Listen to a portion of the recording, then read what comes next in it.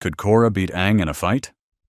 She lost to basically every villain she ever faced, and still people act like she would walk through the 12-year-old kid who took away Ozai's bending with his bare hands.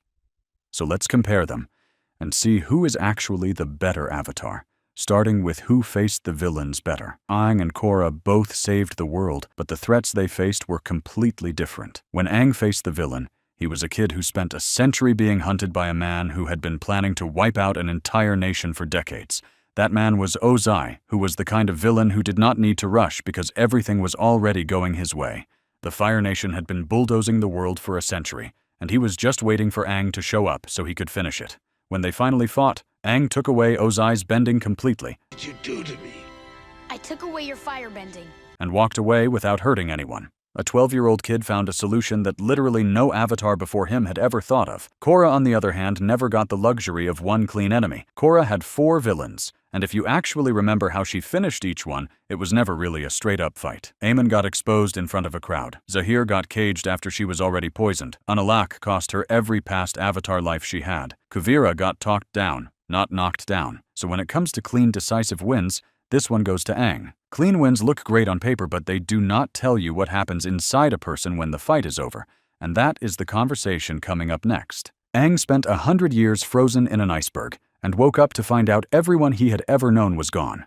His entire culture, his people, his home, all of it was wiped out while he was asleep. And the first thing the world told him when he opened his eyes was that he needed to go fix it. Korra grew up knowing exactly who she was, from the age of 4. She had trainers, protection, a whole compound built around keeping her safe and prepared. By the time she stepped into the real world, she was physically ready for almost anything. But mentally, she had never actually been tested. Aang carried guilt that was never his fault, and somehow never let it turn him bitter. Korra got broken by Zahir in a way that kept her out of action for 3 years, and sent her into a spiral that the show did not shy away from showing in full. The difference is not who suffered more, because both of them went through things that would genuinely destroy most people. Aang never stopped moving, but Korra got knocked all the way down, rebuilt herself from nothing, and came back anyway. And that is why this round goes to Korra. Next, we are getting into the Avatar state, and this is where the gap between them really starts to show.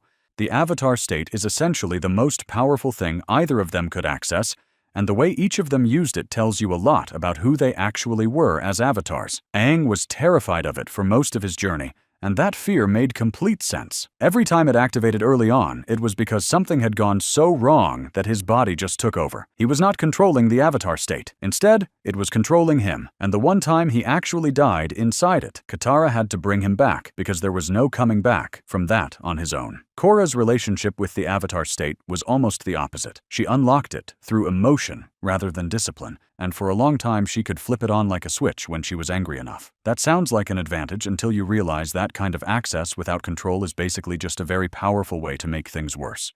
What separates them is what happened at their peaks. Aang faced Ozai with full control and every past avatar behind him. Korra reached hers after Amon stripped her bending and cut her off from her past lives entirely, triggering the Avatar state through sheer desperation alone. Remarkable, but Aang had the complete picture, and that gap is too big to ignore. Aang takes this one. Aang is ahead. But what if we take away every advantage and see what happens when these two go head-to-head on even ground? Now take everything away. No bending or avatar state, just the two of them standing across from each other. Aang is small, and his fighting style is all about dodging and avoiding hits, rather than taking them head-on. Even without airbending, he moves like someone you simply cannot catch, and his hand-to-hand training is nothing to laugh at either. Korra, on the other hand, is built like a fighter from the ground up. She is stronger and heavier, and she hits like she means it. She has been training since she was 4 years old, and even without her elements, she can still hurt badly. So Aang tries to run her in circles, and Korra tries to end it with one good hit. Aang is hard to catch, but Korra is dangerous, and that is exactly why this one is too close to call. So we are leaving it to you guys. Drop it in the comments. Okay, so we still have one chapter left, and that might be the most important one of all 5. Saving the world is one thing, but what you actually leave behind when it is all over is a completely different conversation. Aang ended a 100-year war, rebuilt an entire nation, and brought back a people the world had completely given up on. Everything he did was remarkable, and nobody is taking that away from him. But at the end of the day, Aang was fixing something that was broken. He was restoring the world back to what it was supposed to be before everything went wrong. Korra did something different. She opened the spirit portals permanently and changed the relationship between the human world and the spirit world in a way that had never been done in the entire history of the Avatar. She triggered a brand new generation of airbenders out of nowhere, and a whole new air nation came out of that moment. And that is the difference. Aang rebuilt the old world. Korra built a new one that had never existed before. Restoration and transformation are not the same thing, and creating something the world has never seen before is a harder thing to do than bringing back what was already there. So legacy goes to Korra.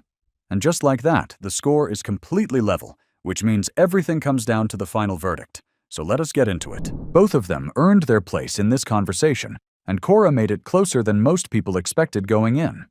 But Aang faced a fully prepared world-ending villain, controlled an Avatar state that Korra never had full access to, and ended a war that had been running for a century before he was even involved. The things Aang did at 12 years old with no real preparation are the kind of things that do not lose debates. Korra wins on heart and transformation, but Aang wins on everything else. And that is why the final verdict goes to him. Hit subscribe before Azula finds out you haven't.